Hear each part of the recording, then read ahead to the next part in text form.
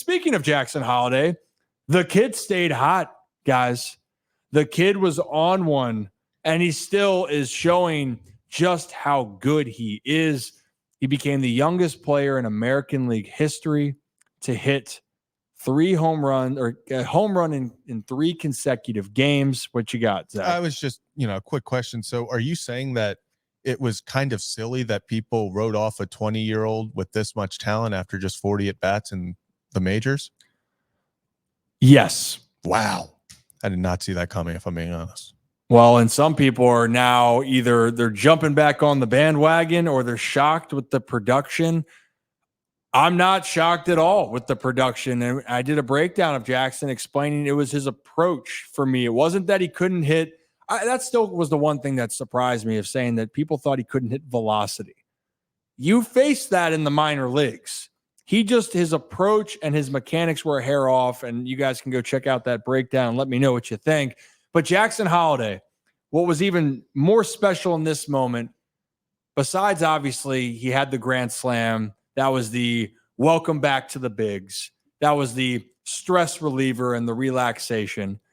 Now you had the home run in Cleveland on a breaking ball. Great. But this was your team is down, right? It was 4-3 in the game. Oh, it was, what was the count? Was it 0-2? It was an 0-2 count. They were trying to throw a high fastball, and Jackson just reacts, short, compact swing, didn't pull this down the line to right, hit a bomb to straightaway right center, and the Orioles are back ahead. He just brings the energy, and the Orioles go on to surge ahead and win this game. Yeah, and you just said it.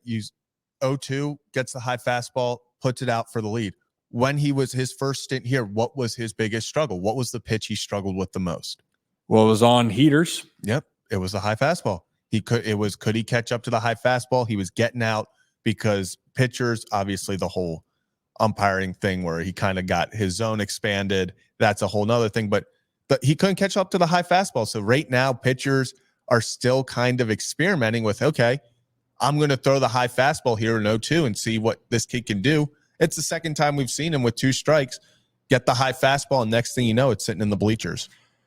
And the part to it, again, this was not a velocity issue. And people said he went back down, and he got right going back down. And the biggest thing for me was more internally. It was relaxing. It was the mental side where you could tell it was things were speeding up and he was pulling off the baseball a ton. And again, I'm not preaching with the breakdown, but you can see it had nothing to do with his actual skill set. It had to do with his approach and being able to stay on the baseball longer. Because in this case, Jackson Holliday now is hitting the ball to all parts of the field, and he is dangerous at any time, at any count. And that's why, I said it before, I can believe, but I was very disappointed that Jackson Holliday was pinch hit for, because he is locked in. He is locked in. And right now, you can argue he's the hottest hitter on the team right now, maybe minus Eloy Jimenez.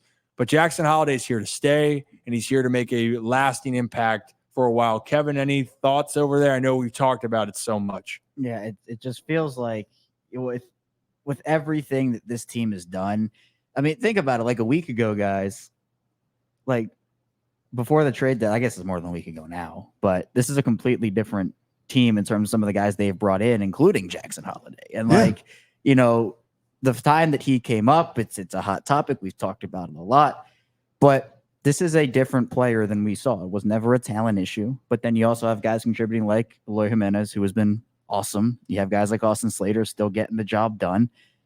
I mean, this has never been a talent issue with the entire Orioles team. It's just been about consistency.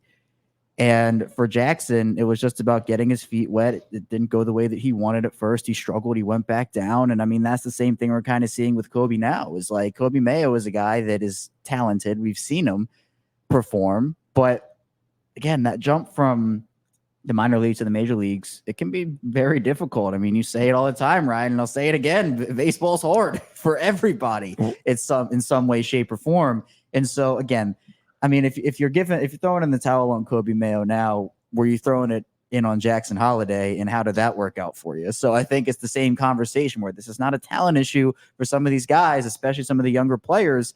It's just a matter of them getting their feet under them at the highest level there is of baseball. Yeah, and get ready for the baseball is hard shirt. Mm. We're gonna have Yes. it in There you go. bold. I'm telling you, a shirt that would numbers is baseball hard. The O's are fine.